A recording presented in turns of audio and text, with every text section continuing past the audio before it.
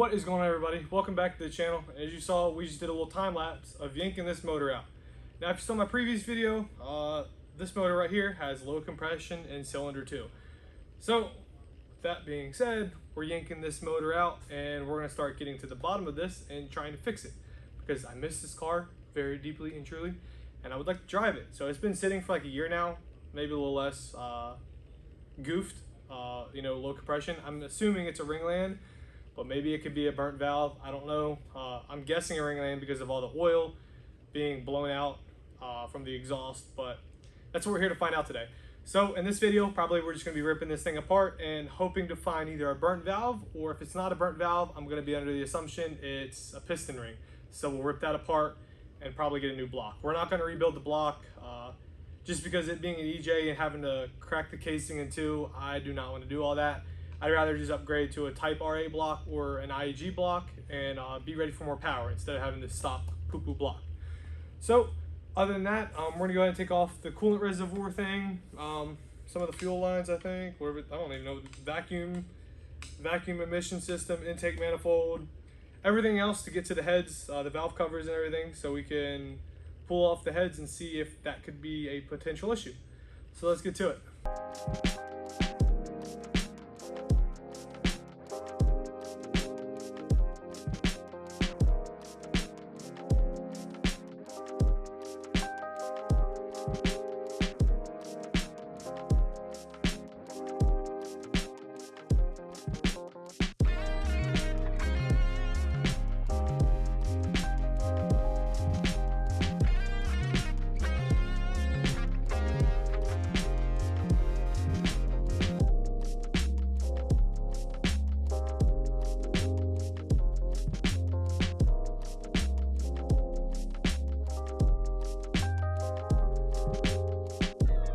So for the next bit of this video, I'm gonna just go ahead and overlap audio. Anyways, right now you can see we're taking off all the top bolts that are gonna allow us to remove the intake manifold. Again, this is my first time doing this, so I don't know what to take off, the shortcuts or whatever. So I'm just taking apart every bolt that I can, which probably was the worst idea and the most time consuming, but that's okay.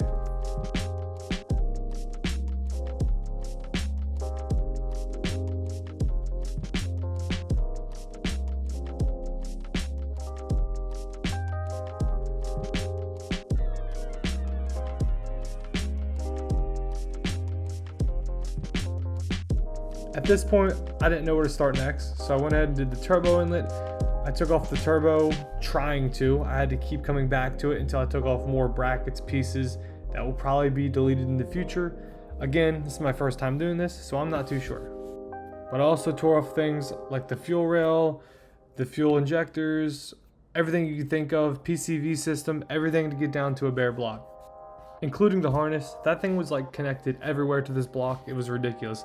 I don't think I'll ever get it back to how it was before, so we'll see how that goes.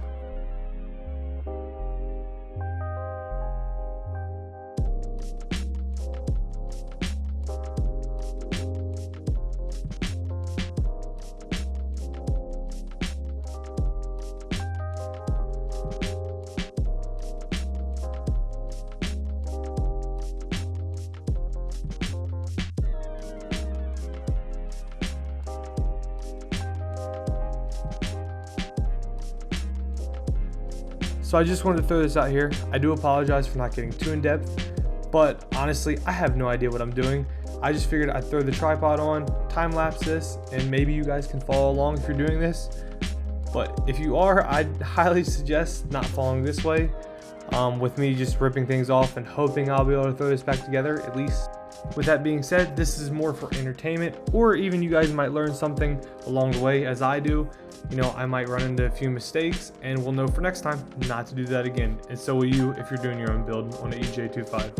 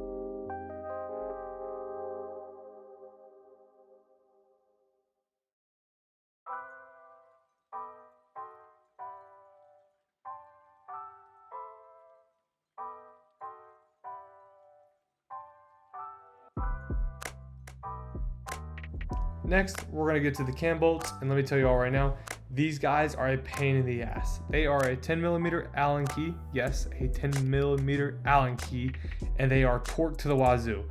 Be prepared to strip these suckers out and have to drill them out. Thankfully, I only had to do one of those.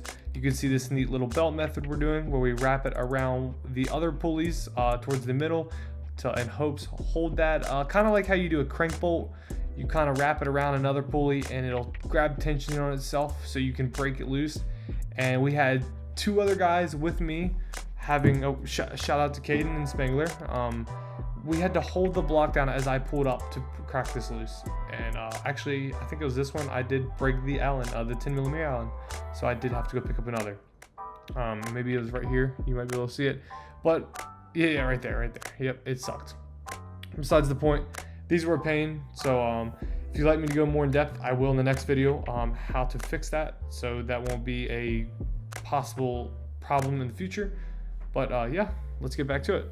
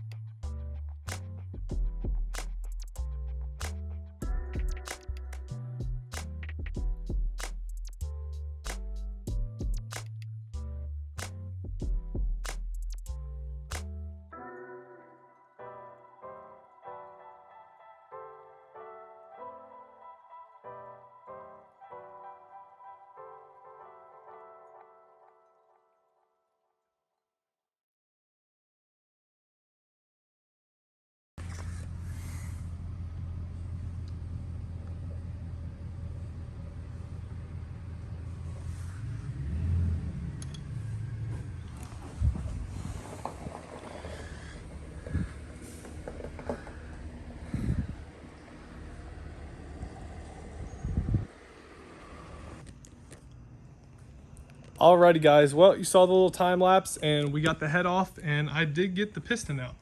And we have came to a conclusion. I was looking around for a second. I was looking at the head.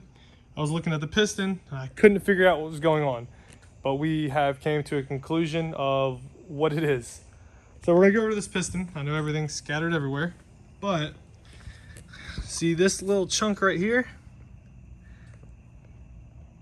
If you can guess what that is, that's a part of the piston.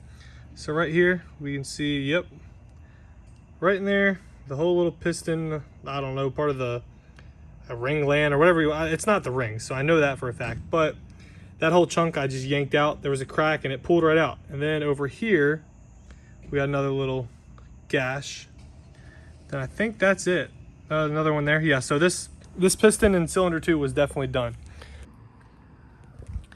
So after ripping this apart, I decided to look up some videos and try to figure out more if I did anything wrong, because I kind of made this it seemed that way. There was a couple steps that I made that didn't make any sense, but at the time I was like, okay, we'll just take off all these bolts and rip it apart, should be fine. That wasn't the case, but we got the head off and everything is where it should, I guess we could say.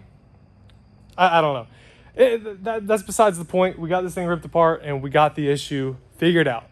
Now it's to get it fixed. So besides that, yeah, everything's out of here. We're gonna go ahead and clean all this up. We're gonna have to get a new clutch and a new flywheel, obviously, a new piston.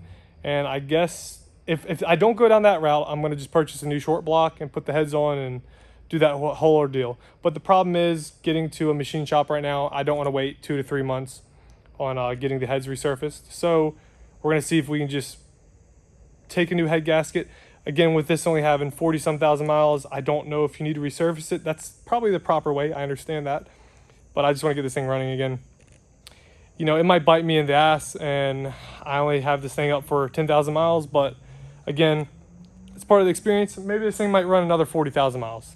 But anyways, other than that, guys, if you made it this far, I really do appreciate it. It means the world. This video is now coming to an end. If you did, drop a comment and like the video. Especially comment what you think I should do. Should I go ahead and get a short block or just rebuild this one and try it this sketchy way? I don't know if anyone's ever done that. I'm sure it's been done. I don't know how long it'll last. Maybe it'll last, you know, for the next couple years, or maybe it might last 1,000 miles, which I hope it doesn't. But again, that's why I'm going to make this decision and just go with it. So that's it. I'll see you on the next one. Adios.